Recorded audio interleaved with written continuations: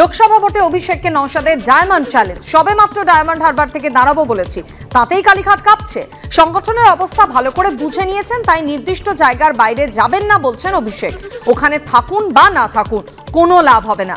অভিষেক বন্দ্যোপাধ্যায়কে চ্যালেঞ্জ নওশাদ সিদ্দিকীর।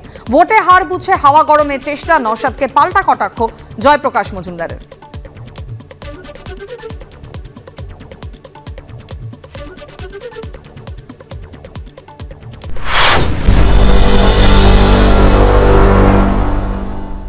সবে মাত্র তো আমি ঘোষণা করেছি আমি ডায়মন্ড হারবারে দাঁড়াতে ইচ্ছে প্রকাশ করেছি। দল যদি অনুমোদন দেয় তাহলে আমি ডায়মন্ড হারবারে কন্টেস্ট করব।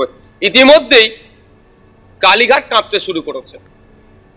যে অভিষেক ব্যানার্জি নবজোয়ার যাত্রা পাহাড় থেকে সাগর করলেন, যিনি বলেন বা যার দল বলেন যুবরাজ, সেই যুবরাজ একটা নির্দিষ্ট জায়গায় আজকে তার বাইরে যাবে না বলছেন। কারণ কি? গ্রাসরুট লেভেলে তার সংগঠনের অবস্থা তিনি ভালো করে বুঝে নিয়েছেন।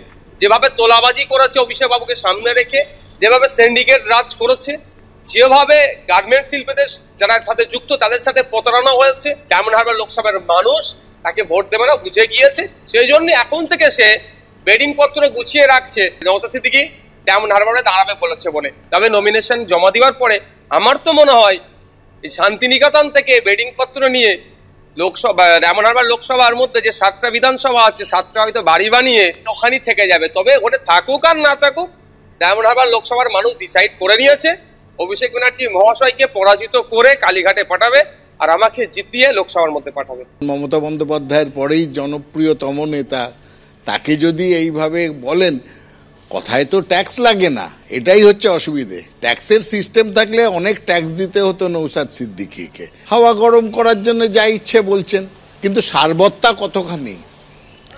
কারণ এরাই সিপিএমের সঙ্গে কংগ্রেসের সঙ্গে একসঙ্গে যখন লড়েছিল বিজেপিকে সাহায্য করতে, তখন বিজেপির সুরে সুর মিলিয়ে বলেছিল আমরাই ক্ষমতায় আসছি এই 2021-এ।